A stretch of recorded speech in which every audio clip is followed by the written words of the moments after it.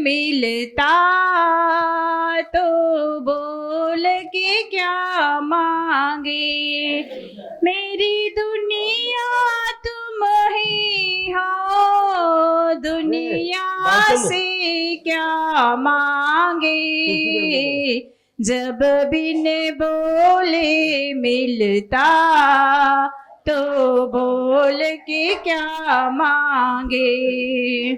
धन दौलत क्या मांगे, मुस्कान ये दी तुमने।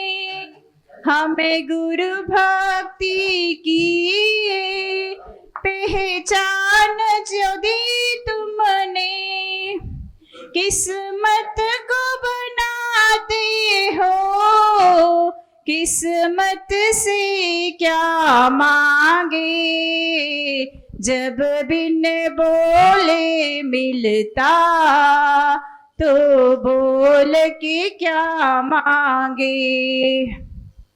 कोई हमसे ये पूछे जरा, जन्नत कैसी होगी।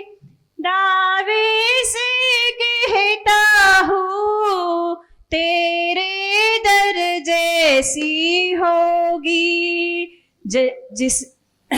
जीते जी स्वर्ग मिला, मरने पर क्या मांगे। जब बिन बोले मिलता तो बोल के क्या मांगे।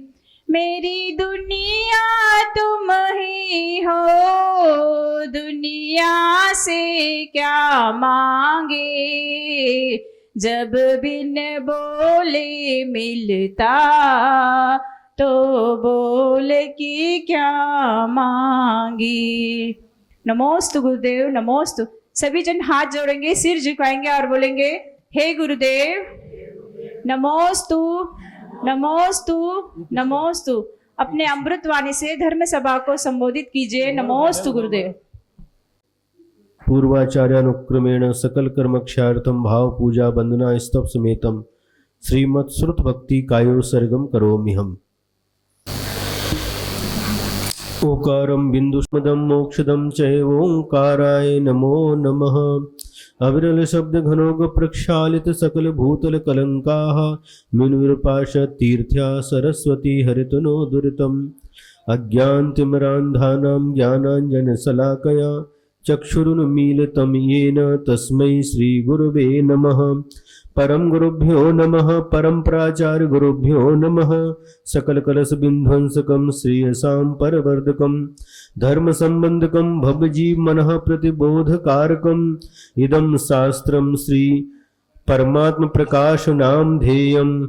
अस्य मूल ग्रंथकर्तारः श्री सर्वज्ञ देवाः, तदुत्तर ग्रंथकर्तारः श्री गणधर देवाः, प्रतिगणधर देवाः। तेषां वचोनुसार श्रीमद् आचार्य प्रवर श्री योगींदु देवैः विरचितं मंगलम भगवान वीरो मंगलम गौतमो गणी मंगलम कुंद कुंदार्यो जैन धर्मोस्तु मंगलम। सर्वमंगल मांगल्यम सर्वकल्याणकारकम प्रधानम सर्वधर्माणां जैनम जयतु शासनम, जैनम जयतु शासनम। कोटिशतं द्वादश्चैव कोट्यो लक्षाण्यशीतितृतिकानि चैव पञ्चाशदष्टौ च सहस्रसंख्या मेतच्छ्रुतं पञ्चपदं नमामि। अरिहन्त भासयत्थं गणहर देवेहिं गन्थ्यं सम्मं भक्तियुक्तो सुदनानमहुं शिरसा इच्छामि बन्ते सुदभक्ति काउश गोगौतसालुचुम्। अंगो बंगो पैन पावड परमी सुत परमाणु योग पुब्बगय चूलिया चेव सुत्थै थुई धम्म कहायम शनिच काल मंचेमी पूजेमी वंदामी नमं सामी दुखखो कमखो बोहिलाओ सुगई गमनम समाई मरणम जिन गुण संपत्ति हो मध्यम। आपराणिक श्री पौर्वाणिक श्री स्वाध्याय वेलायाम पूर्वाचार्यानुक्रमेण सकल कर्मक्षार्थम भाव पूजा वंदना स्तव समेतम श्रीमद् आचार्य भक्ति कायोत्सर्गम करोमि हम। पारगीभ्यः स्वपरमत विभावना पटुमतिभ्यः सुचरित तपोनिधिभ्यो नमो गुरुभ्यो गुणगुरुभ्यः। 36 गुण समग्रे पंचवियाचार करण संदर्शे शिष्यानुग्रह कुशले धम्माईरीशया वंदे गुरुवत्य संयमेनया तरन्ति संसार सागरं घोरं छिन्नन्ति अट्ठकम्मं जम्मन्मरणं न पावन्ति ये नित्यं व्रतमन्त्रहोमनिरता ध्यानाग्निहोत्राकुलाः षट्कर्माभिरतास्तपोधनधनाः साधुक्रियाः साधवः शीलप्रावरणगुणप्रहरणाश्चन्द्रार्कतेजोदिकाः मोक्षद्वारकपाटपाटनभटाः प्रीणन्तु मां साधवः। गुरवः पान्तु नो नित्यं ज्ञानदर्शननायकाः चारित्राणो गम्भीरा मोक्षमार्गोपदेशकाः। इच्छामि वन्ते आयुर्वत्ति काउशुगुगुस्सालुचिं सम्मनानं सम्मदंसनं सम्मचरितयुक्तानं पंचवियाचारणम् आयर्याणम् आयारादिसुदनानोपदेशाणम् उवज्झायाणं त्रियणगुणपारदानं सब्बसाहुनं शनिच्चिकालमञ्चेमि पूजेमि वन्दामि नमंसामि दुःखखो कम्मखो बोहिलाओ सुगैगमनं समाहि मरणं जिनगुण संपत्ति हो मध्यम।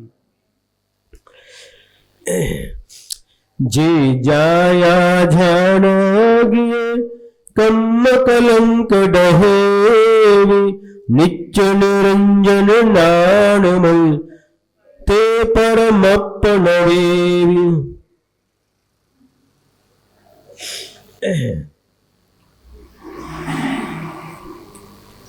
दोहा सूत्र नंबर 22।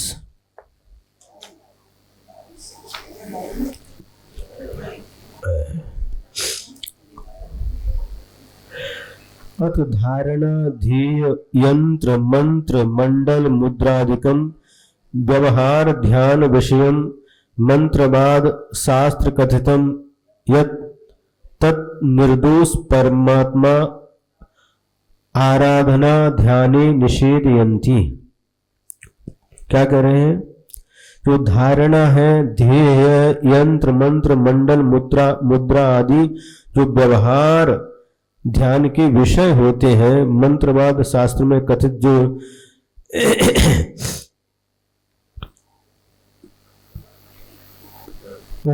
उससे भिन्न जो निर्दोष परमात्मा है वही आराधना और ध्यान के योग्य है, और वही वास्तव में निर्दोष परमात्मा होता है जो इन सब से ऊपर उठा हुआ होता है। जासु न धारण ध्येयनवि जासु न जंतु न मंतु जासु न मंडल मुग्ध नवि सो मुनि देव अनंतु।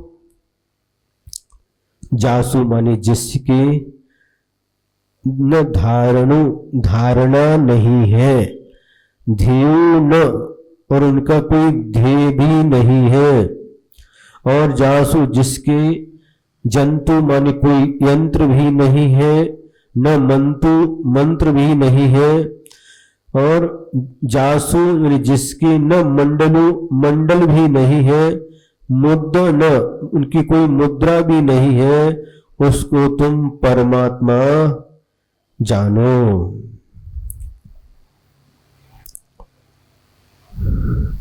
कुछ समझ में आया? धारणा का मतलब है जो प्राणायाम इत्यादि जो होते हैं ध्यान के पहले, तो जो कुंभक है, पूरक है, रेचक है, ये वायु धारणा कहलाती है। जो श्वास के माध्यम से जो हम वायु को पेट के अंदर ग्रहण करते हैं वह कुंभक कहलाता है ना, और रोक करके रखते हैं वह पूरक कहलाता है, और फिर पुनः नाक के छिद्रों से उस वायु को बाहर निकाल देते हैं वह रेचक कहलाता है। ये सब परमात्मा के नहीं है। ध्येयम अपि न, और कोई ध्येय नहीं है। ध्येय मतलब क्या है? जिसका हम ध्यान करते हैं वह ध्येय कहलाता है। ध्यान करने वाला ध्याता, जिसका ध्यान किया जाता है वह ध्येय, और जो क्रिया है वह ध्यान कहलाता है। तो उन परमात्मा के कोई ध्यान का विषय नहीं है, उनका कोई भी ध्येय नहीं है। जैसे हम ध्यान करते हैं, कभी गोमटेश्वर बाहुबली भगवान की प्रतिमा का ध्यान करते हैं, कभी कुंडलपुर के बड़े बाबा की प्रतिमा का ध्यान करते हैं, है ना, कभी पंच परमेष्ठी का ध्यान करते हैं, कभी सम्मेत शिखर आदि का ध्यान करते हैं। तो ये हमारे लिए ध्येय बन जाते हैं, लेकिन उन परमात्मा के लिए कोई ध्यान का विषय नहीं है, कोई भी ध्येय पदार्थ नहीं है। और यंत्रम न, और कोई भी उनका यंत्र, जो अक्षर वगैरह बना करके यंत्र बना लेते ना, ताम्र के ऊपर, ताम्र पत्र के ऊपर, रजत माने चांदी के पत्र के ऊपर, स्वर्ण पत्र के ऊपर, इस प्रकार से ये कोई भी यंत्र उनके नहीं है। मंत्रम न, और कोई मंत्र भी नहीं है। बहुत प्रकार के जो मंत्र होते हैं, जो ये परमात्मा, कौन से परमात्मा की बात चल रही है? सिद्ध परमात्मा की, उनके कोई मंत्र भी नहीं है। और जिसके मंडल, मंडल मतलब होता है जो पृथ्वी है, जल है, अग्नि है, वायु है, इनकी जो धारणा बनाते हैं वो सब मंडल कहलाता है, वह भी उनके पास नहीं है। और मुद्रा ना, जो ज्ञान मुद्रा है, अलग अलग प्रकार की जो मुद्रा बनाते हैं, और वह मुद्रा भी उनके पास नहीं है। ऐसे उस अनंत ज्ञानादि गुण से संपन्न है, उनको तुम परमात्मा जानो। अथ वेद शास्त्र इंद्रिय आदि पर द्रव्य आलंबन अविषयम च वीतराग निर्विकल्प समाधि विषयम च परमात्मानं प्रतिपादयति। और जो वेद शास्त्र इंद्रिय आदि पर द्रव्यों के आलंबन का विषय नहीं है, माने जो वेद शास्त्र इंद्रिय आदि के द्वारा ग्रहण किया नहीं जा सकता, और जो वीतराग निर्विकल्प समाधि का विषय है, उस परमात्मा का प्रतिपादन करते हैं। वेद ही सत्य ही इंद्रिय ही जो जी मुनहु न जाय, निम्मल ध्यान है सो जो बिसो सो परमप्पु अनाय। वे यही जो वेदों के द्वारा, सत्य ही शास्त्रों के द्वारा, इंद्रिय ही और इंद्रियों के द्वारा, जीव माने जीव मुनहु उनका विषय नहीं बनता। जो कैसा है? निम्मल यानी निर्मल है, ध्यान ही ध्यान का जो विषय है, सो परमप्पु अनादि, वह परमात्मा अनादि है। समझ में आया? वह सिद्ध परमात्मा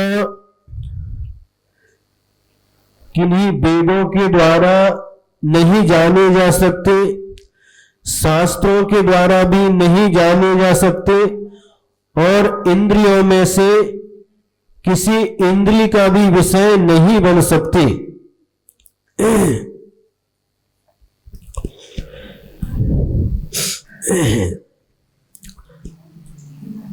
वह निर्मल ध्यान का जो विषय बनते हैं, निर्मल ध्यान के माध्यम से है, जिस समय ध्यान करते हैं, ध्याता जो अंतरात्मा एकाग्र चित्त होकर के उस परमात्मा का ध्यान करते हैं, उस समय वे उनके ध्यान का विषय बन जाते हैं।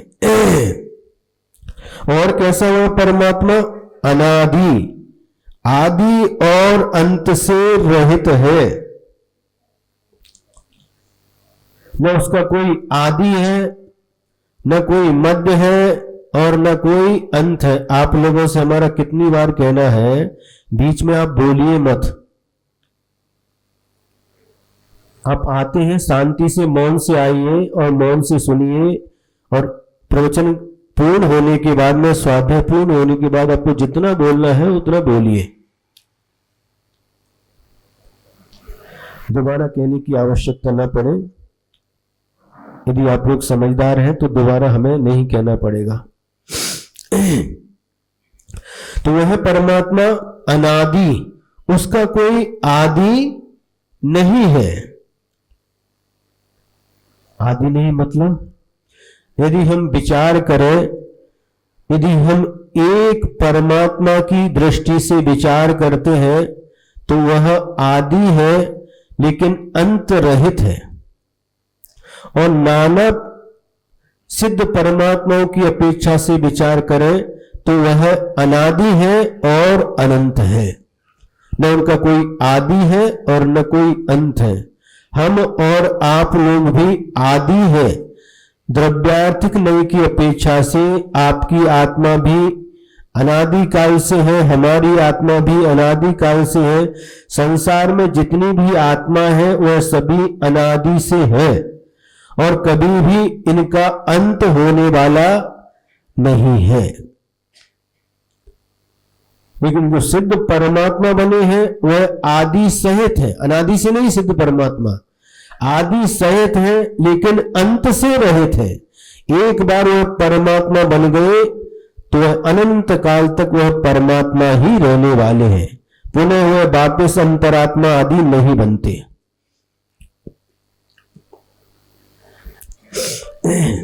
ऐसे उस परमात्मा का, किसका विषय बनते हैं? निर्मल ध्यानस्य, जो निर्मल निर्दोष ध्यान का विषय बनते हैं। क्या बात हो गई?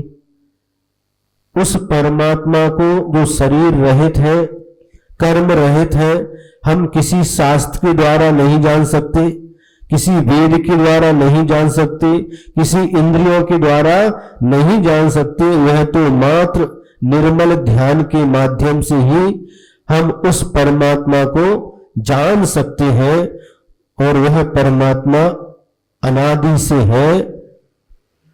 अनादि मतलब नाना जीवों की अपेक्षा अनादि काल से है और अनंत काल तक रहने वाले हैं। अब उनके स्वरूप बताते हैं। उस परमात्मा का स्वरूप क्या है? केवल दंसन नानमो, केवल सुख सहाय, केवल वीर जो मुनहि, जो जी पराबर भाव।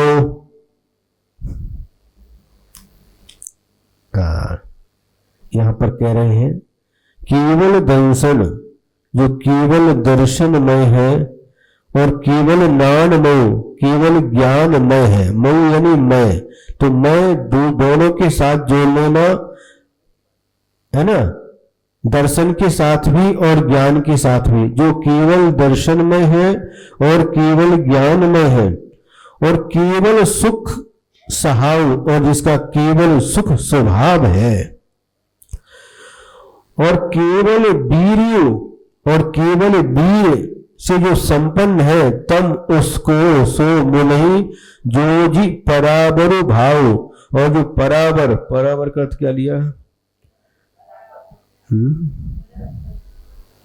हाँ, उत्कृष्ट जो अरिहंत परमेष्टि है उनसे भी अधिक स्वभाव वाले हैं, सिद्ध रूप शुद्धात्मा है। माने अरिहंत परमेष्टि की आत्मा से भी वह उत्कृष्ट है। इस प्रकार से मनस्व मानो लगाया है। सबके साथ केवल शब्द जोड़ा, अनंत शब्द भी जोड़ते हैं और केवल भी शब्द जोड़ते हैं। हिंदीकार ने केवल सुख, अनंत वीर।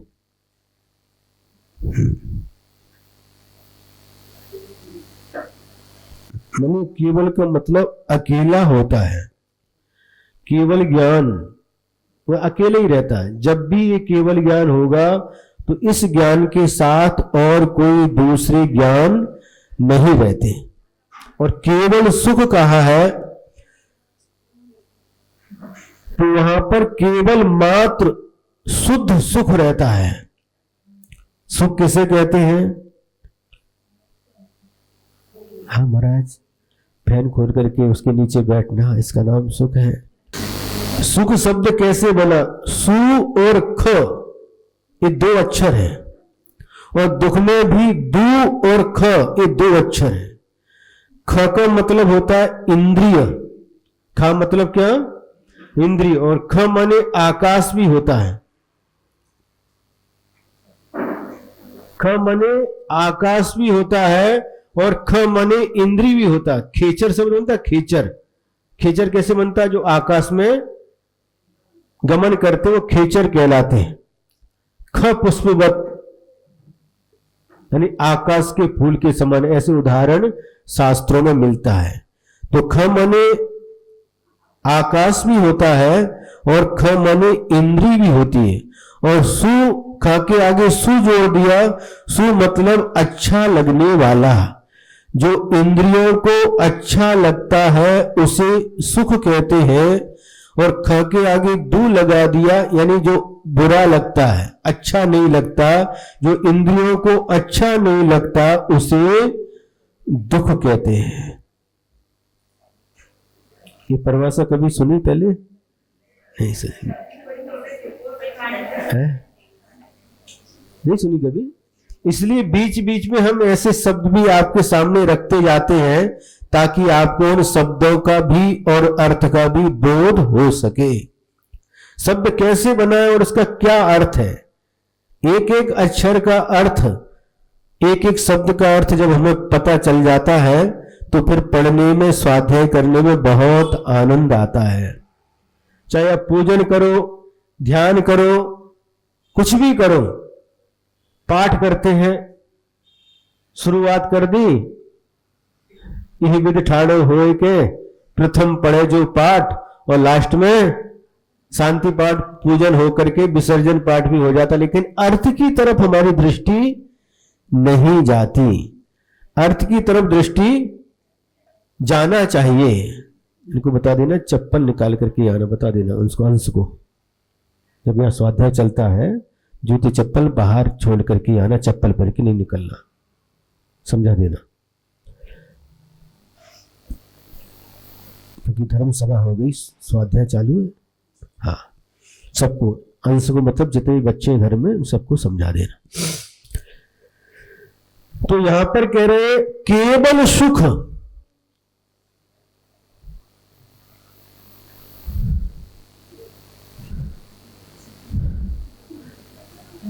केवल सुख, केवल मात्र सुख है। आत्मानुशासन में आचार्य श्री गुरुभद्र स्वामी ने लिखा, सुख किसे कहते हैं? जहां पर रंच मात्र भी, अंश मात्र भी दुख नहीं है, उस नहीं, जहां पर रंच मात्र भी दुख नहीं है वही वास्तव में सुख है। जहां पर अंश मात्र भी अज्ञान नहीं है वही वास्तव में ज्ञान है। चार चीज थी, दो याद आ गई। तो जहां पर अंश मात्र भी दुख नहीं है, दुख का अंश भी नहीं है, उसका नाम सुख, केवल सुख, प्योर सुख। क्यों? प्योर सुख, जहां पर थोड़ा भी अंश मात्र भी, अणु मात्र भी दुख नहीं है, उसका नाम है केवल सुख।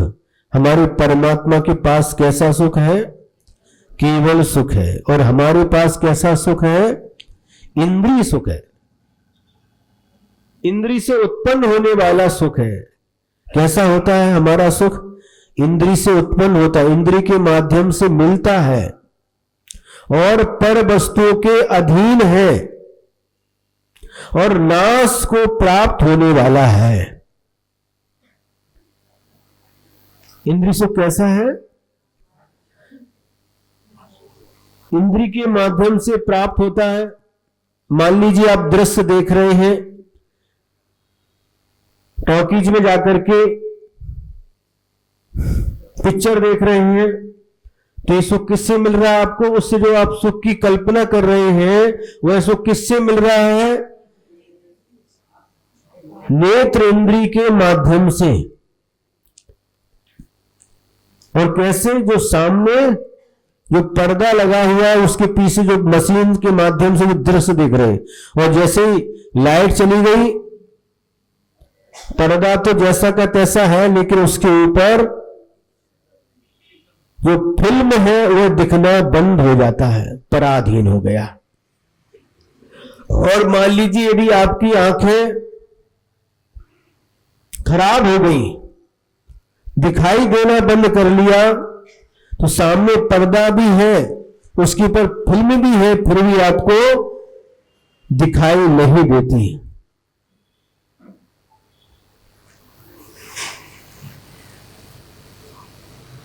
तो इंद्री के अधीन है हमारा इंद्रिय सुख, तत्त संबंधी इंद्री के अधीन है और पर वस्तु के ऊपर अधीन है,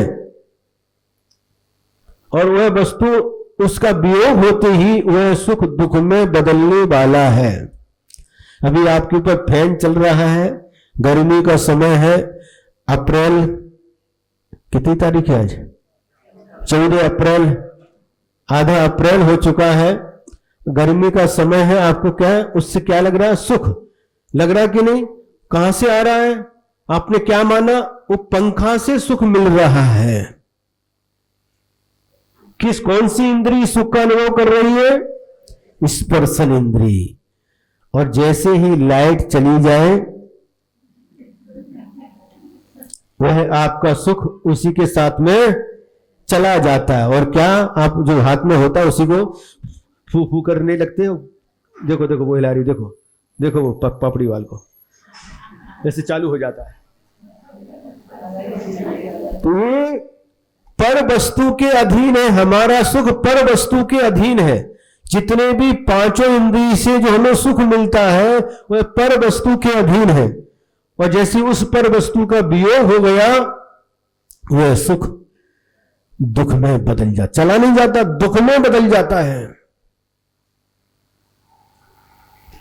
पति पत्नी को आपस में एक दूसरे से सुख मिलता है, और एक का वियोग हो जाए, एक चला जाए, तो वह सुख, वही सुख दुख में बदल जाता है। हमारा सुख कैसा? इंद्रिय सुख पर वस्तु के अधीन है। जब तक वह वस्तु है तब तक उससे सुख महसूस होता है, और उस वस्तु के चले जाने से वही सुख दुख में बदल जाता है। इंद्रिय के अधीन है। जब तक आपका स्वास्थ्य अच्छा था और आपको क्या पसंद था? मीठा है, मीठा पसंद था। रसना इंद्री उससे मीठा खा करके तृप्ति का अनुभव करती थी, आनंद का अनुभव करती थी। आनंद का अनुभव कौन करता है? मन। अब क्या हो गया आपको? देखो ना, पहले से बता दिया, डायबिटीज हो गई, शुगर की बीमारी हो गई।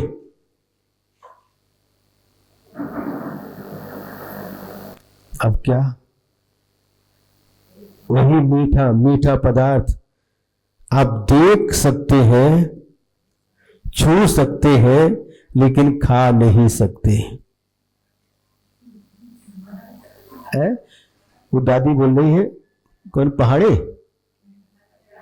अजमेरा, बोले बना भी सकते हैं, बना भी सकते, घर के लोगों के लिए, पति देव के लिए, बच्चों के लिए बना भी सकते हैं, देख भी सकते हैं, छू भी सकते हैं, सूंघ भी सकते हैं। जब बनाते समय गंध आती है, लेकिन उसको खा नहीं सकते है।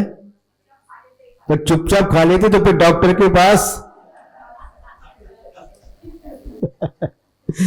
वो अपना अनुभव सुना रहे, बनाते बनाते कभी चुपचाप।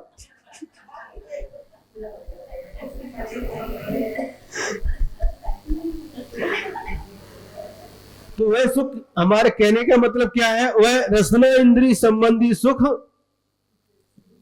पर वस्तु के अधीन है। अब बीमारी हो गई तो आपको मिली है वस्तु, लेकिन आप उसको खा नहीं सकते। किसी ने परोस भी दिया लेकिन फिर भी आप खा नहीं सकते, क्योंकि आपको पता है इसको खाएंगे तो शुगर की मात्रा और बढ़ जाएगी, हमारी जो बीमारी है और बढ़ेगी, इसलिए आप उसका परहेज रखते हैं। मन में तो आता है खा लो, लेकिन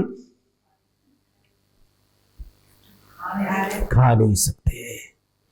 खाना चाहते हैं लेकिन खाते नहीं हैं, क्योंकि आपकी मजबूरी है, आपका त्याग नहीं है, आपकी मजबूरी है। डॉक्टर ने मना किया। और जिनका त्याग है, देखिए, जिनका मान लो मंगलवार को जो रस्सी करते हैं और मीठे का त्याग है, समझे, और आपको निमंत्रण मिला है अजमेरा के यहां,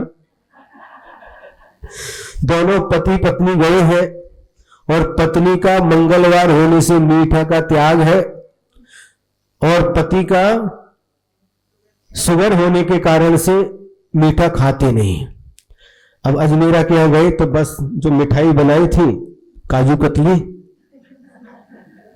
जलेबी, शुद्ध जलेबी, गुलाब जामुन और जो कुछ भी बनाया सब परोस दिया, उसके साथ मिठाई भी परोस दी। तो आपकी धर्म पत्नी थी, उन्होंने कहा तो आज तो हमारी रसी है, आज मंगलवार है, आज हमारा मीठे का त्याग है। उन्होंने भी नहीं खाया और पति ने कहा भैया मुझे शुगर है, डॉक्टर ने मना किया है, उन्होंने भी नहीं खाया। न पति ने मीठा खाया न पत्नी ने मीठा खाया,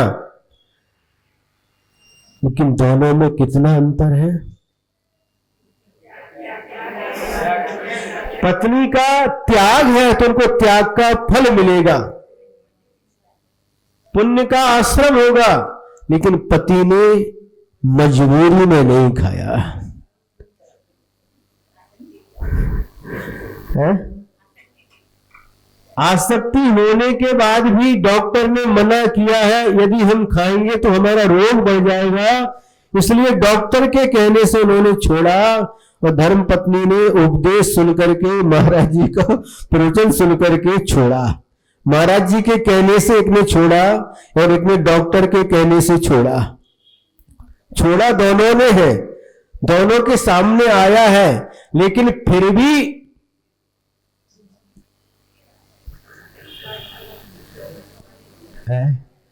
आहार संज्ञा प्रत्येक प्राणी के पास है, भूख सबको लगती है। और आचार्य नेमिचंद सिद्धांत चक्रवर्ती ने गोमट सार ग्रंथ में उस आहार संज्ञा की उदीरना के 4 कारण बतलाए हैं। 4 कारण हैं। सबसे पहले का ओम कोठाए, ओम माने खाली, कोठा माने पेट खाली होने पर। पहला कारण पेट खाली होने पर। फिर दूसरा कारण बताया भोजन दंशनेन, भोजन के देखने पर। तीसरा कारण बताया तज्जुब जोगेन, और उस भोजन में अपना उपयोग होने पर।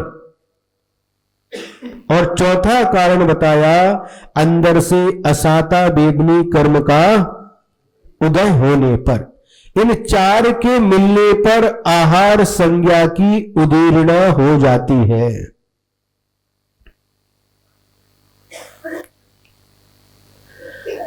आप बहुत समझदार हैं, हम आपसे प्रश्न पूछना चाहते हैं।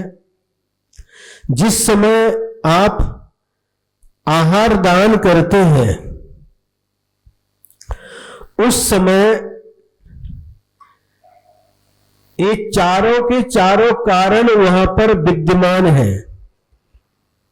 11 बज गए हैं, आपको भूख भी लगी है, पेट खाली है,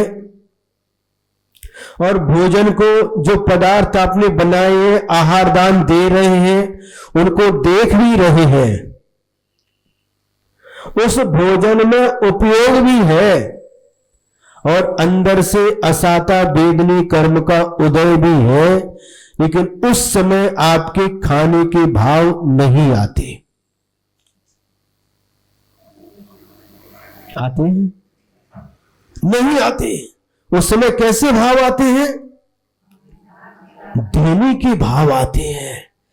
चारों के चारों आहार संज्ञा की उदीना के कारण विद्यमान होने के बाद भी आपको भोजन करने, उस वस्तु को ग्रहण करने का भाव नहीं आता, किंतु देने का भाव आता है।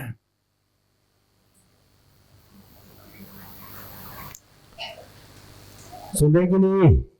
और जिस समय आप पूजन कर रहे हैं उसमें किशमिश भी चढ़ा रहे हैं, बादाम भी चढ़ा रहे हैं, लेकिन फिर भी उस समय क्षुधारोग विनाशनाय नैवेद्यम निरूपामिति स्वाहा, भगवान के चरणों में चढ़ा रहे हैं, लेकिन भूख भी लगी है, पेट खाली भी है, लेकिन उस बादाम और किशमिश को खाने का भाव नहीं आता। आता कि नहीं? कितनी भी भूख लगी हो, देख लो आप, कितनी भी भूख लगी हो, आपका नियम है भगवान का अभिषेक पूजन करने के बाद ही हम अन्न जल ग्रहण करेंगे।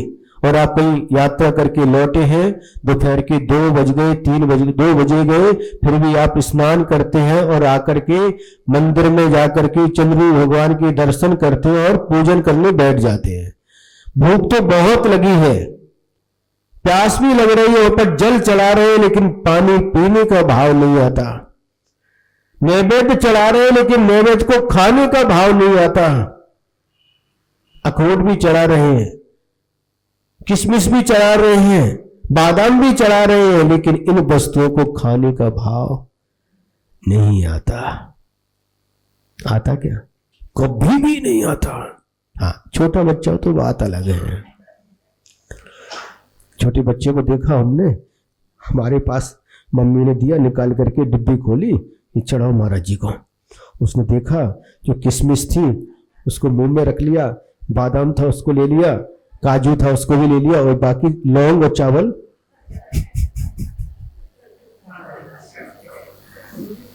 छोटा बच्चा कर सकता है, लेकिन बड़े व्यक्ति के अंदर इस प्रकार के भाव भी नहीं आ सकते हैं। देखिए, अंतर समझ में आ रहा है? अंतर समझ में आ रहा है कि नहीं है? पूजन के समय और आहार दान के समय पढ़ो धन्य कुमार चरित्र, पढ़ो धन्य कुमार चरित्र। पहली बार मां ने खीर बनाई है,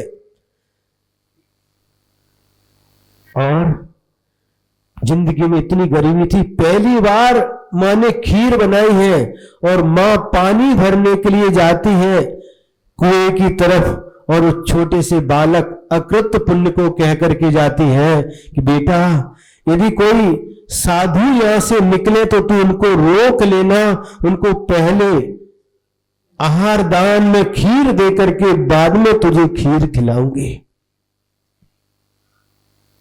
और देखिए, महान पुण्य के योग से रत्नत्रय के धारी एक महान साधु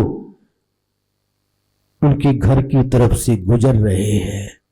आहार की मुद्रा है, आहार के लिए निकले हैं, और अकृत पुण्य। धन्य कुमार जो पहले जीवन में उनका अकृत पुण्य नाम था, वह महाराज से कहता है, साधु महाराज,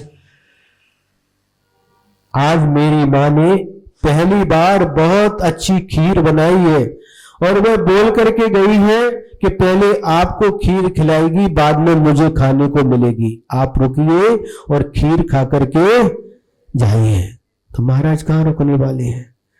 उसको लगा शायद महाराज जी कम सुनते होंगे, फिर जोर से बोला, महाराज जी, हे साधु महाराज, आज मेरी मां ने पहली बार घर में खीर बनाई है, और मां पानी भरने गई है, और वह बोल करके गई है कि यदि कोई साधु महाराज आए तो उनको रोक लेना, उनको खीर खिला करके बाद में तुमको खीर खिलाऊंगी। तुम साधु महाराज आप खीर खा करके जाना।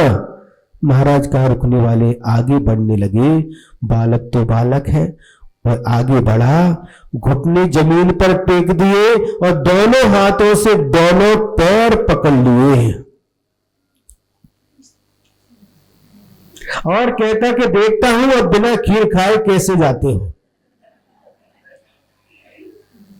बच्चे तो बच्चे हैं, पकड़ लिए पैर, क्या बोलते हैं मराठी, मिट्टी मिट्टी मिट्टी बांध रही है, मुट्ठी, पैर पकड़ लिए।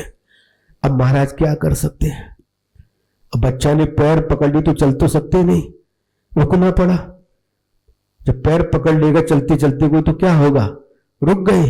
और वही मां पानी भर करके आई है कुआं से, जैसे देखा आनंद आंसू बहने लगे।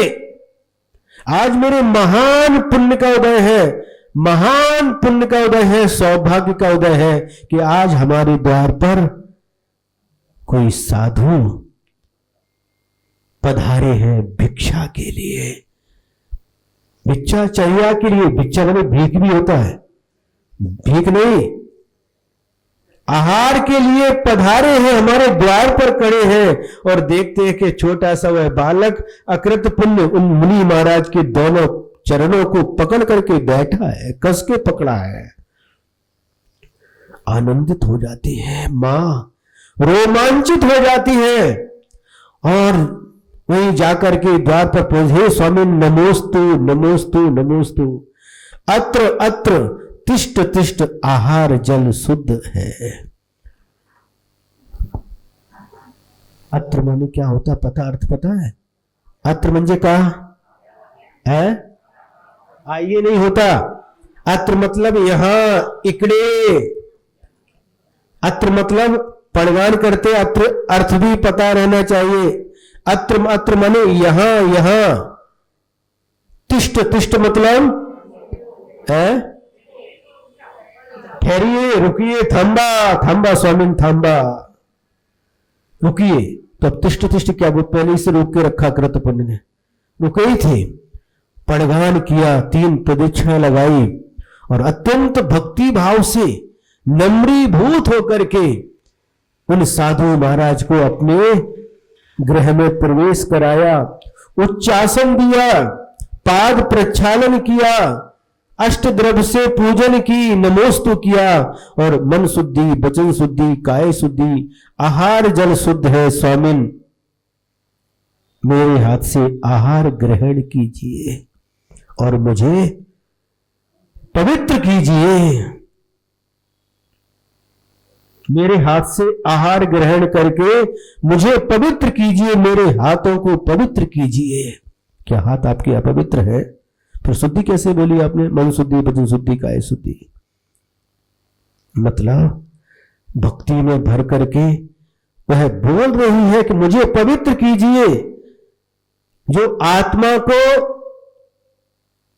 पुण्य से भर देता है तो उससे पवित्रता आती है। वो पुण्यम लाती है, पुण्य को जो लाता है, पुण्य को देता है, पवित्र कर देता है आत्मा को। और विनती की, मुनि महाराज ने अंजलि छोड़ी, हाथ धो करके शुद्धि पूर्वक, सिद्ध भक्ति पूर्वक खड़े होकर के दोनों हाथों को जोड़ करके अंजलि बना करके सामने कर दी और मां खीर का आहार दे रही है। अकृत पुण्य देख रहा है, आंगन में खड़े होकर के, छोटा बच्चा है, नाच रहा है, नाच रहा है, देख रहा है मां आहार दे रही, वो छोटा आहार नहीं दे सकता, लेकिन नाच रहा, खुश हो रहा, आनंदित हो रहा है कि आज हमारे घर में रत्न रत्न की धारी साधु परमेष्टि पधारे हैं। आनंद से भरा है, नाच रहा है। उधर मां दे रही है, वह देख रहा है। क्या देखने से भी पुण्य मिलता है?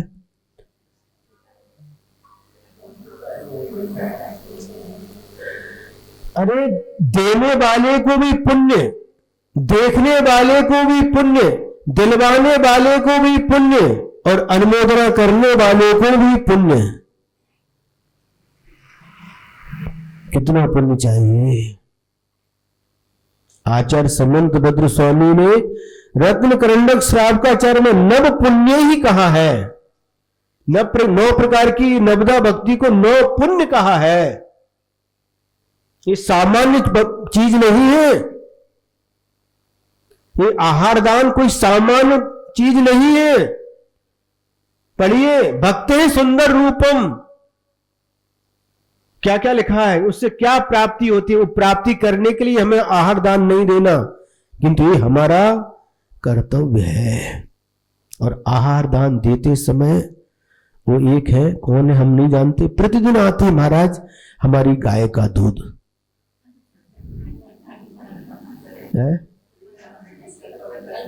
कल्पना कासलीवाल, डबल के है, के हाँ, प्रतिदिन आती है, लेकिन भाव से हमारी गाय का दूध है। गौटी, क्या बोलती, गौटी, गावटी है, गावठी गाय, मैंने गांव रानी गाय। पहले हमें संदेह था कहीं जर्सी का तो नहीं ले, तो फोटो दिखाया उनको, हाँ बराबर है, देसी गाय है। और प्रतिदिन आते हैं, ये क्या है, ये भाव हमारी। प्रतिदिन हम गाय का दूध पीते हैं, दही खाते हैं, ताक पीते हैं, घी खाते हैं, लेकिन हमारे हाथ से हमारी गाय का दूध महाराज जी के आहार में चले, ये बिना भाव के संभव नहीं है। बिना भाव के संभव नहीं। लेकर के शुद्धि पूर्वक निकालना, विधि पूर्वक करना, और हमारी ये वस्तु महाराज जी के पेट में जाए।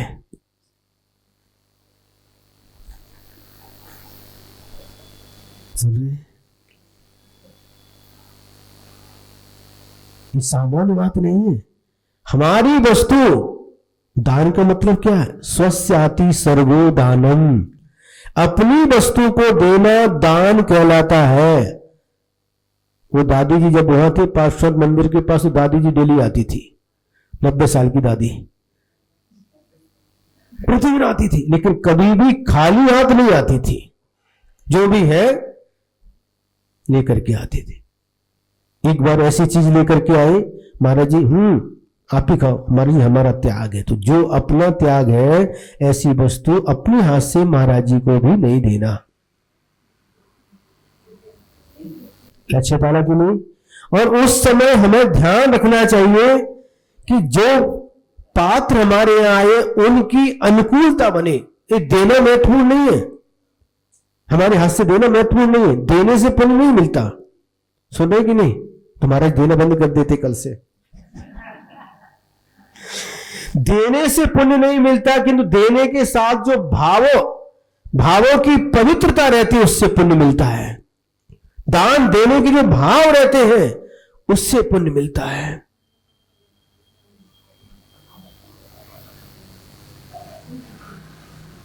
क्या लेकर के आए महत्वपूर्ण नहीं है, उसके साथ जो भाव जुड़े हुए हैं। दुर्ग में थे तो एक दादी आती थी, इनकी आपकी कौन है, बुआ वो प्रतिदिन डोंगरगढ़ में चातुर्मास में डेली आती थी, और वो सौंप लेकर के आती थी। सौंप, उनका डब्बी में सौंप लेकर के डेली उनका काम था। दुर्ग में रहे, भिलाई में रहे, डोंगरगढ़ में रहे, आती थी, सौंप लेकर के डब्बी खोलती थी, चम्मच लेती, सौंप देती थी। एक बार आ गई शुरुआत में, आहार की शुरुआत हुई थी, हमारा सौंप, अरे अभी आहार तो होने दो।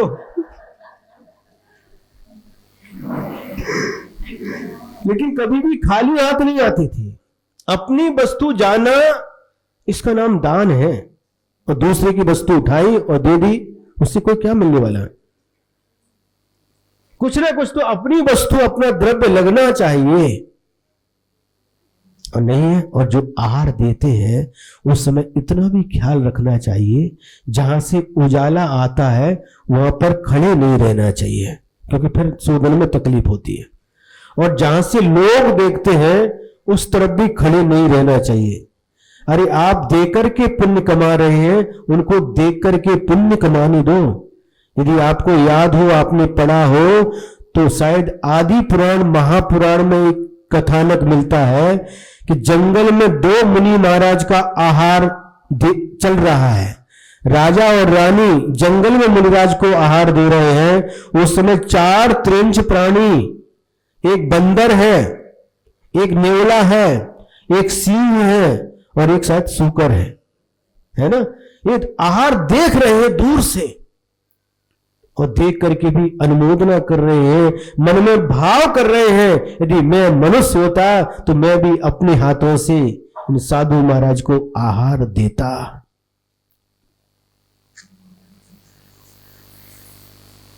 ऐसे भाव कर रहे हैं और मनुष्य होकर के है। हाँ, तो इस प्रकार से कई बार अजैन लोग भी देखते हैं, भीड़ खड़ी हो जाती तो उनको देखने देना। उधर आप एक व्यक्ति खड़े हो गए तो उनको दिखाई नहीं देता, देखने दो। देख करके भी वह व्यक्ति, उसके अंदर उनके परिणामों में परिवर्तन होता है और पाप कर्म उसका नाश हो जाता है, पुण्य कर्म की प्राप्ति होती है। इसलिए जो देख रहे देखने दो। इसलिए हम प्राय करके ऐसी जगह पाटा लगवाते जो सबको देखने में आए। समझ में आ गया? तो अकृत पुण्य नाच रहा है, नृत्य कर रहा है। आज धन्य है, धन्य। वो पता नहीं है, पहली बार साधु देखे, पहली बार ही घर में खीर बनी है, लेकिन आहार दान देख करके वो नाच रहा है। बच्चे के अंदर भी कम भाव होते हैं, ऐसा नहीं समझना। आपसे ज्यादा बच्चा भी पुण्य कर्म का आश्रय बंद कर सकता है। छोटा बच्चा आपसे ज्यादा पुण्य कर सकता है। अरे तू क्या समझता है, चल पीछे। ऐसा कराइचे नहीं। कई बच्चे सुबह से सोना पहन करके खड़े रहते हैं, कड़कड़ाती ठंडी में भी कांपते रहते, खड़े रहते हैं। हमको भी आहार देना है। उनके भाव भी कम नहीं होते। सुन रहे कि नहीं? जो सो गए, टिक करके बैठे, ऊपर फैन चल रहा है, कुर्सी से टिक करके बैठ गए तो आता है। इस सुख में ऐसे ही होता है। इसलिए ज्ञान का अर्जन कष्टपूर्वक करना चाहिए। अरे कोई भी हो, लेकिन बैठी तो आप ही हो ना। पुस्तक को अच्छी तरह से पकड़िए, व्यवस्थित अच्छी तरह से सुनिए। तो उस समय रिद्धिधारी मुनिराज थे, पंच आश्चर्य हुए। पंच आश्चर्य कहां होते हैं बताओ? किसके कारण से पंच आश्चर्य हुए बताओ? रिद्धिधारी मुनिराज के कारण से। और बताओ उत्तर। पंच आश्चर्य किस कारण से हुए बताओ? अरे तीर्थंकर नहीं है, यहां आहार चल रहा है क्या? तीर्थंकर भी नहीं, सामान्य मुनि है। तीर्थंकर की बात नहीं, सामान्य मुनि महाराज है? दाता के भाव से। आपने कहा दाता के भाव से, इनने कहा रिद्धिधारी मुनि महाराज के कारण से। दोनों आंसर गलत, दोनों आंसर गलत। अरे भावलिंगी मुनि महाराज तो बहुत सारे हो सकते हैं। यदि मुनिराज के कारण से यदि पंचाश्चर्य हुए तो जहां मुनिराज रहते हैं, जो जहां पर रहते हैं, चाहे तपस्या करते हैं, वहां पर पंचाश्चर्य क्यों नहीं होते? और यदि श्रावक के पुण्य से होते तो जहां श्रावक रहता है, मुनि महाराज नहीं है, पंचाश्चर्य होना चाहिए? बताओ। दोनों के कारण से हुए। अभी सही उत्तर आ गया। आहार दान के प्रभाव से, जो भावों के प्रभाव से, जो भावों की जो उत्कृष्टता है, भावों की जो पवित्रता है, भावों का जो उत्कर्ष है और उत्तम पात्र मिले हैं, इन दोनों के संयोग से पंचाश्चर्य देव लोग भी, जो कभी आहार दान नहीं कर सकते, लेकिन उस दाता के यहां पंच आश्चर्य करते हैं। अहो दानम, दाता की प्रशंसा करते हैं।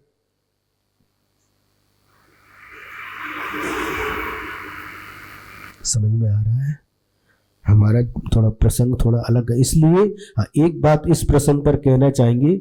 जो लोग आहार देने आते हैं, हमारे लिए, हम दूसरे के लिए नहीं कह रहे, दूसरे महाराज के लिए नहीं बोल रहे, हमारे लिए, तो जो बाहर के लोग हैं वह आधा आहार होने के बाद ही प्रवेश करें।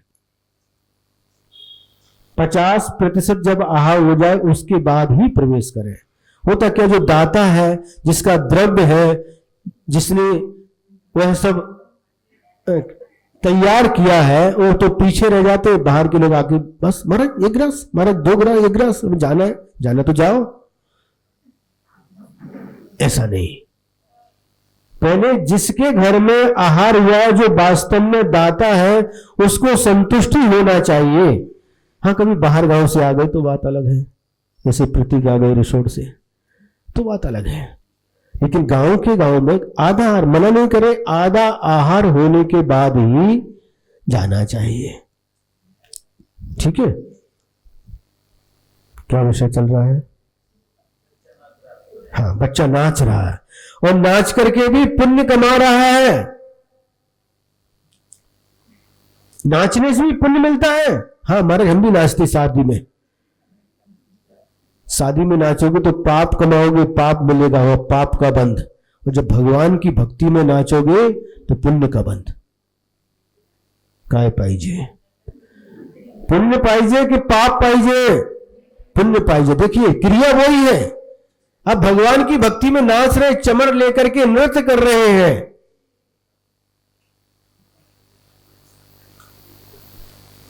और किसी की शादी में या कहीं भी जाकर के वो क्या कृष्णा ही क्या है,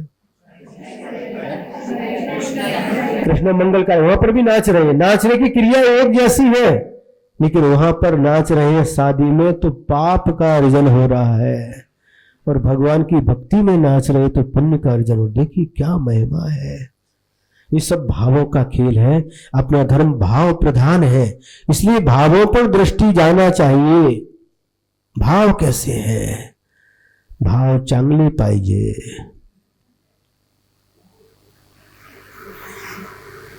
भाव चांगले पाइजे।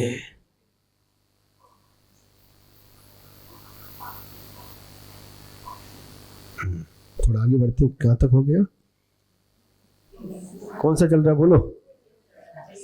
हाँ, जो केवल दर्शन, केवल का मतलब कह रहे थे अकेला, जो केवल दर्शन, केवल ज्ञानमय है और केवल सुखी जिनका स्वभाव है, केवल वीर यानी सब शक्तिमान है, उसको ही क्या परमात्मा सिद्ध भगवान का यहां पर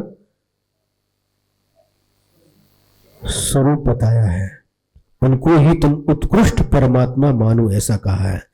अथ त्रिभुवन बंदित इत्यादि लक्षण युक्तो योह असौ शुद्धात्मा भणता स लोकाग्रे तिष्ठति इति कथयति। अब जो परमात्मा आपने बताया, जो अनंत दर्शन, अनंत ज्ञान, अनंत वीर, अनंत सुख रूप है, वह ज्ञानमय है, वह कहाँ रहते हैं, उनका रहने का स्थान क्या है? तो उसके उत्तर में ये आगे का दोहा सूत्र।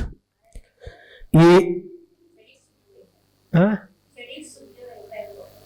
क्षणिक सुख मतलब ऐसा होता है जो मिलता है और समाप्त हो जाता है।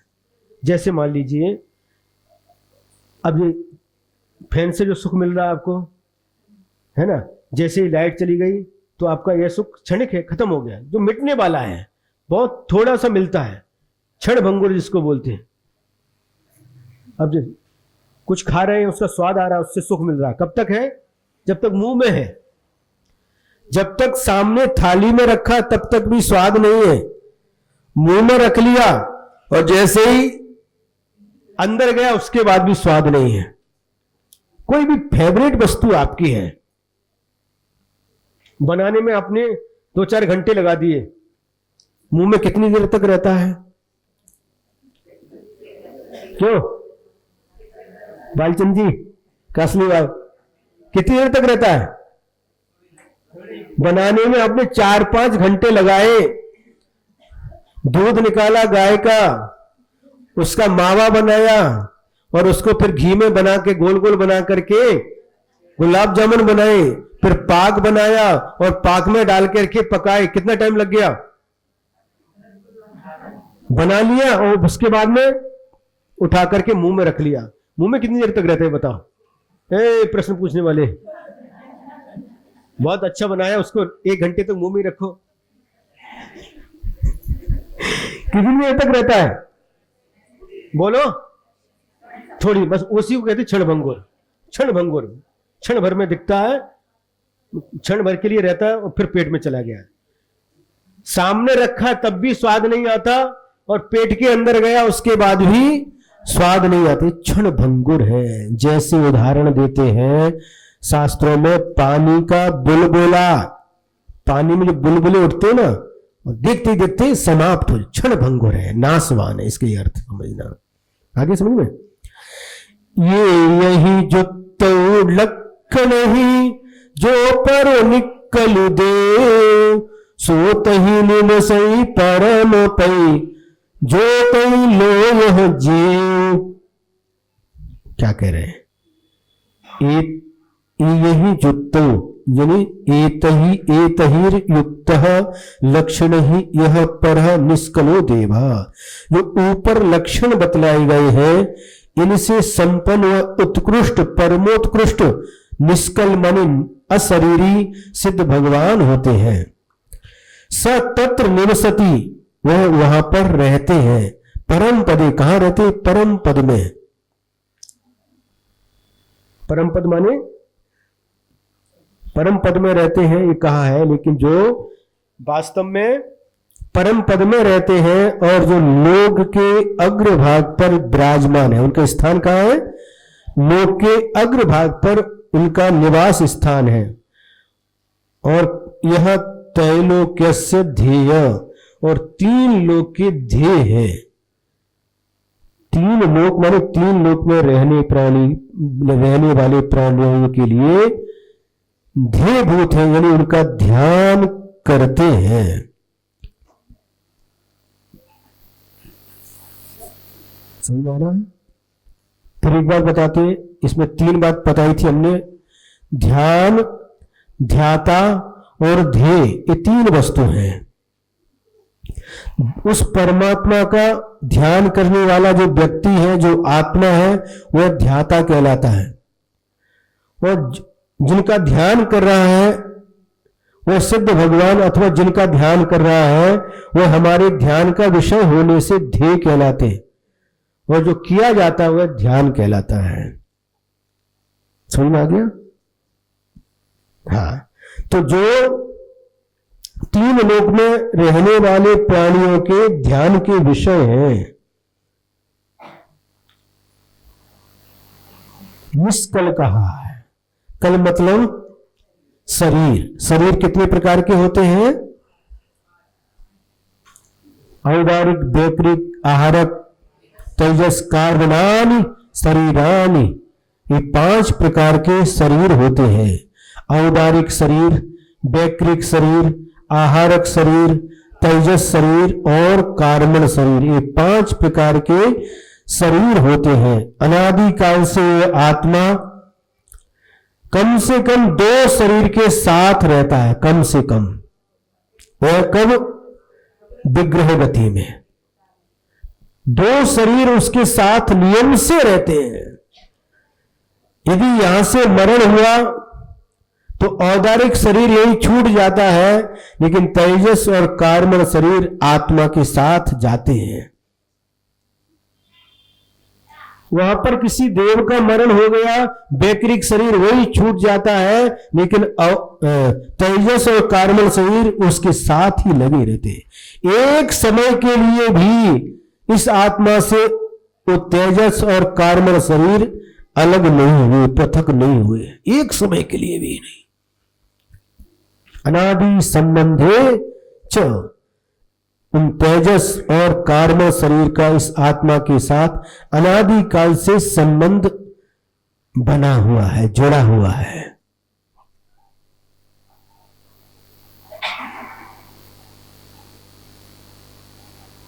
औदारिक शरीर छूटता है आयु कर्म पूर्ण होने के बाद में।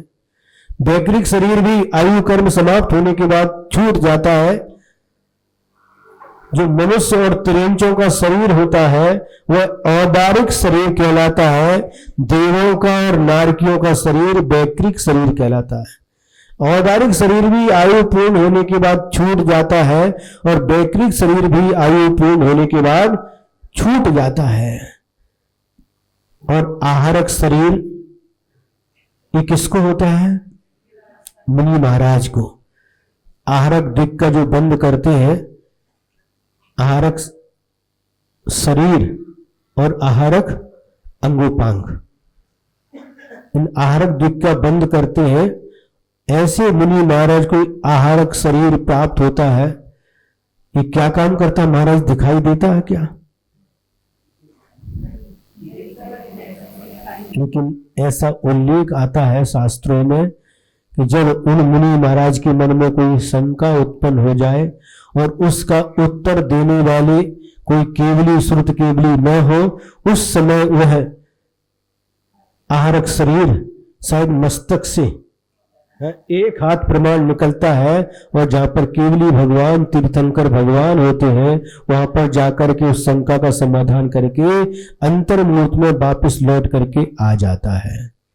अथवा कोई विशेष तीर्थ यात्रा आदि की भावना हो तब भी इस प्रकार से आहारक शरीर निकलता है, वह मुनि महाराज को होता है।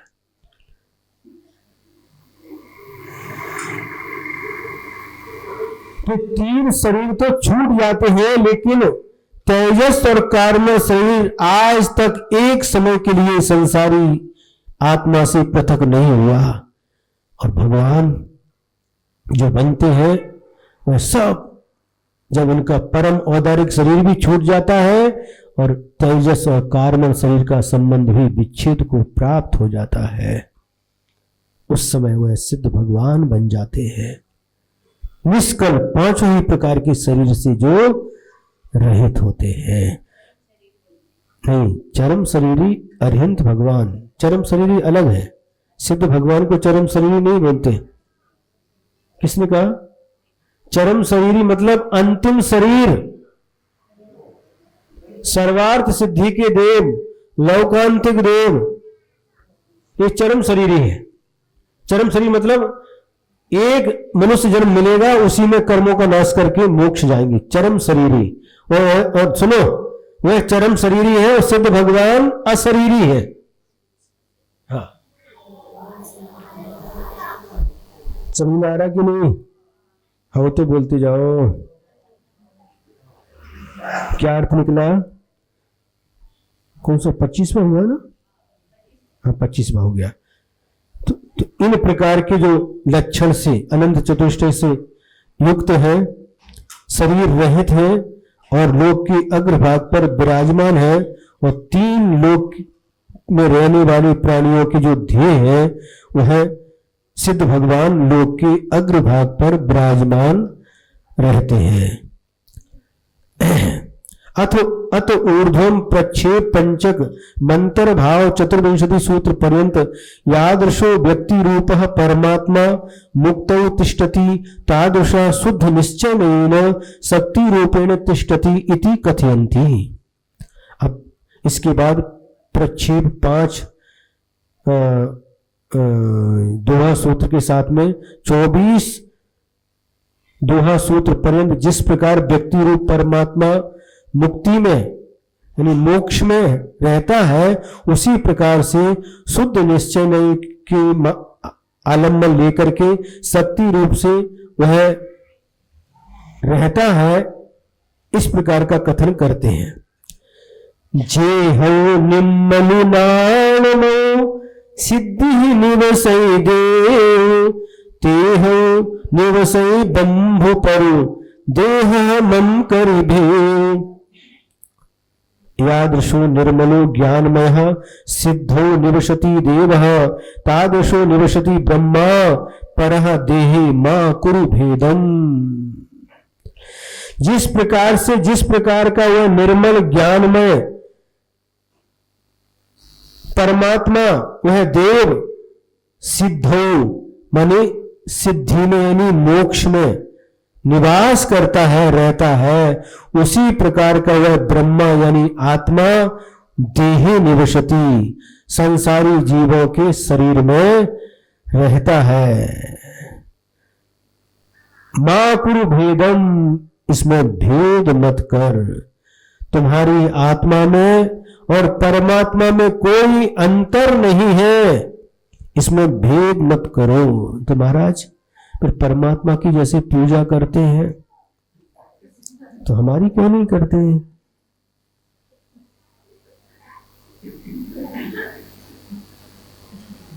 जो क्या समझ में आ रहा कि नहीं? जब यहां पर कह रहे हैं मां कुरु भेदम मम करी भेव, परमात्मा में और अपनी आत्मा में कोई अंतर मत समझो। तो कोई भेद नहीं है तो फिर पूजक पूजक का भेद भी कैसे रहेगा?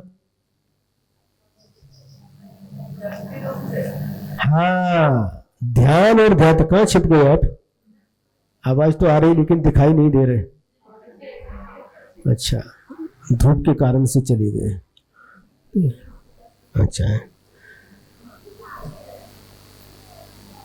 कोई भेद मत समझो, ये बात समझने की है। भगवान के सामने मत कहना जा करके कि भगवान आप में और मुझ में कोई अंतर नहीं है। भगवान कहते हैं तो ठीक है, भगवान कहते हैं कि तेरी आत्मा में और मेरी आत्मा में कोई अंतर नहीं है, वो ठीक है। लेकिन तुम मत कहना जा करके भगवान आपकी आत्मा में और हमारी आत्मा में कोई अंतर नहीं है। भगवान को सुना रहे हो क्यों? राजकुमार जी, कोई अंतर नहीं है, भगवान को नहीं सुनाना। अंतर यही ऊपरी जान, जो मैं हूं वह है भगवान। क्या बोलते हैं? हाँ, भक्त नहीं भगवान बनेंगे। अरे भगवान हो, पहले से भगवान बनने की जरूरत क्या है? पहले से भगवान हो ना, भगवान आत्मा, भगवान बनने की जरूरत क्या है? अंतर है कि नहीं? नई की अपेक्षा से जब हम विचार करते हैं तो दोनों में बहुत अंतर है। कितना अंतर है? जमीन आसमान का अंतर है। हम कर्मों से सहित हैं, वो कर्मों से रहित है। हम ध्याता है, वो ध्येय है। हम पूजक हैं, वो पूज्य है। हम उपासक हैं, वो उपास्य है। अंतर है कि नहीं? अंतर है। लेकिन उन्होंने उस आत्मा को, उस अनंत शक्ति को प्रकट कर लिया है और हमारे अंदर वह शक्ति छिपी हुई है।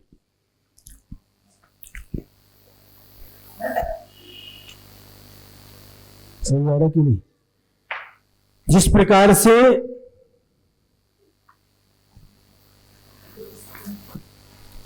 वह शक्ति उसके अंदर छिपी है, अभी प्रकट नहीं हुई है। अब बताइए, दूध में घी है या नहीं? क्यों? दूध में घी है कि नहीं? ठीक है, बिल्कुल पक्की बात, बिल्कुल सही उत्तर दिया। अब उस दूध को थोड़ा सा लेकर के सुनो, क्या घी की खुशबू आती है? नहीं आती? अच्छा, जब आप आरती उतारते हैं उस समय घी की जगह दूध डाल दो, बाती बनाओ और दीप प्रज्वलन करो, दीपक जलता है क्या? नहीं जलता। पक्की बात है। न घी की खुशबू है, न वह जलता है, फिर घी है कैसे कह रहे हो? उसी के अंदर घी है, अभी व्यक्ति रूप से है, अभी प्रकट नहीं हुआ है। शक्ति रूप में है, अभी व्यक्त नहीं हुआ है। जब उसको विधि पूर्वक उस दूध को तपाते हैं और चांदी का सिक्का डाल करके जमाते हैं, दही बनाते हैं और विधि पूर्वक जब मंथन करते हैं, मंथन करते करते वह लौनी उस मट्ठा के ऊपर तैरने लगती है और उसको हाथ से निकाल करके कैसे निकालते हो? पोंछ पोंछ करके, पूरा उंगली पोंछ पोंछ करके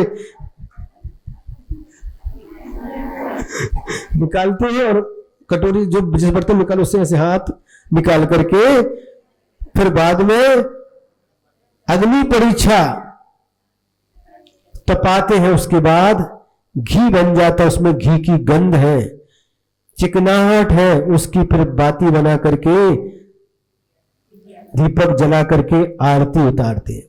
घी उसमें विद्यमान है लेकिन अभी व्यक्त नहीं हुआ है। शक्ति रूपेण तिष्ठति, शक्ति के माध्यम से विद्यमान है लेकिन व्यक्त नहीं हुआ। उसी प्रकार से हमारे अंदर वह परमात्मा शक्ति रूप से विद्यमान है, लेकिन अभी व्यक्त नहीं हुआ, इसलिए दोनों में बहुत अंतर है। अंतर है कि नहीं? बहिरात्मा, अंतरात्मा, परमात्मा, ये अंतर तो ये भगवान ने बताए ना, फिर हम कैसे कहते एक है परमात्मा और बहिरात्मा अंतरात्मा एक ही है? तो भेद करने की आवश्यकता क्या है? क्यों अशोक जी पापड़ीवाल, जब एक ही है तो अंतर करने की आवश्यकता क्या है?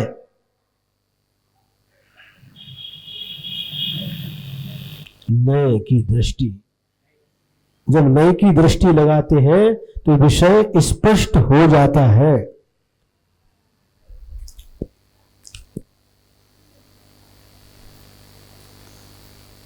समझ में आ रहा कि नहीं? 26वां है ना ये, जो एक शब्द रखा निम्मलु, निर्मल है। निर्मल, निर्मल का मतलब क्या है? मल रहित निर्मल। विमल कहो निर्मल कहो एक ही अर्थ के सूचक है। जो मल से रहित है, मल क्या है आत्मा के अंदर? तो भाव कर्म, द्रव्य कर्म और नौ कर्म इस मल से रहित है, इसलिए निर्मल कहा है। और ज्ञानमय, केवल ज्ञानमय है और लोक के अग्रभाग पर निवास करते हैं। उस प्रकार का ब्रह्मा, उस प्रकार का आत्मा तुम्हारा भी है। देह कहां पर है? शरीर में है। इसमें मां कुरु भेदम, भेद मत करो, इस अपेक्षा से भेद मत करो। यदि हम विधि पूर्वक बहिरात्मपने को छोड़ करके अंतरात्मा होकर के परमात्मा का ध्यान करते हैं और एक दिन इसी पद्धति से चलते चलते हम भी एक दिन परमात्मा बन जाते हैं। बन जाते कि नहीं? बन सकते हैं, बन सकते हैं। बनना है कि नहीं? हाँ महाराज, ऐसा कोई रास्ता बता दो कोपर गांव भी न छोड़ना पड़े और हमारी आत्मा परमात्मा बन जाए। नितिन भाई कह रहे बहुत बढ़िया हो जाएगा। हाँ महाराज, हो सकता, क्यों नहीं हो सकता? 12वें तीर्थंकर दासपुज भगवान को देखो, उन्होंने चंपापुर को छोड़ा ही नहीं। गर्भ कल्याणक भी चंपापुर में, जन्म कल्याणक भी चंपापुर में, दीक्षा कल्याणक भी चंपापुर में, केवल ज्ञान कल्याणक भी चंपापुर में और मोक्ष कल्याणक भी चंपापुर में। चंपापुर को छोड़ा ही नहीं। महाराज ऐसे ही हम चाहते हैं, ऐसे ही हम चाहते हैं। अच्छी भावना है आपकी, लेकिन उन्होंने चंपापुर को नहीं छोड़ा, लेकिन दीक्षा लेते ही वेद विज्ञान के बल से क्या यह मेरा नहीं है, ये मेरा नहीं है, ऐसी मान्यता बना के चले, तभी उन्हें केवल ज्ञान की प्राप्ति हुई। शरीर भी मेरा नहीं है, कर्म भी मेरे नहीं है।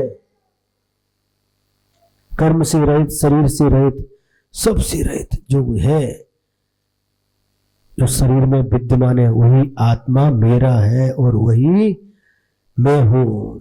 सबसे पहले आचार्य अमित गति स्वामी ने एक उदाहरण के माध्यम से हम लोगों को समझाने का प्रयास किया है। उन्होंने लिखा है कि जिस प्रकार से जब शरीर ही अपना नहीं है, जो आत्मा और शरीर एक दिखाई देते हैं, जब यह शरीर भी अपना नहीं है तो फिर दूसरे भिन्न दिखाई देने वाले पदार्थ अपने कैसे हो सकते हैं? उदाहरण दिया, चर्म दूर होने पर रोम समूह रहे कैसे? जो रोम दिखाई देते हैं, जब चर्म ही दूर हो गया तो रोम कहां रहेंगे? तो जो शरीर जन्म से लेकर के हमारे साथ, जब ये शरीर ही हमारा नहीं है तो शरीर से संबंध रखने वाले पति पत्नी, माता पिता, भाई बहन है आदि जो संबंध है, ये हमारे कैसे हो सकते हैं? नहीं हो सकते। समय आपका पूरा हो गया है।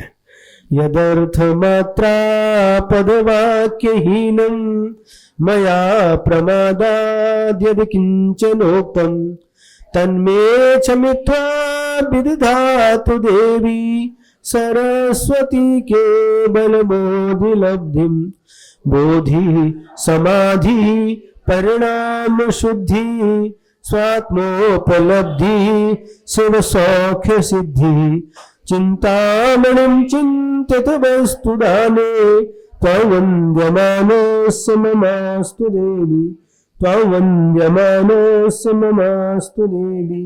द्वादशां जिनवाचार्य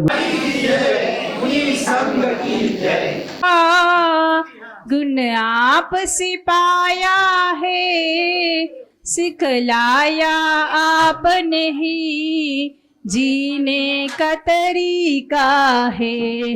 चलो परम पूज्य साक्षात विराजमान 108 अभिनंदन सागर महाराज जी के चरणों में अनगम प्राप्त है। अर्घम निरोपामिति स्वाहा। अभिनंदन सागर जी महाराज की जय। नमस्ते महाराज।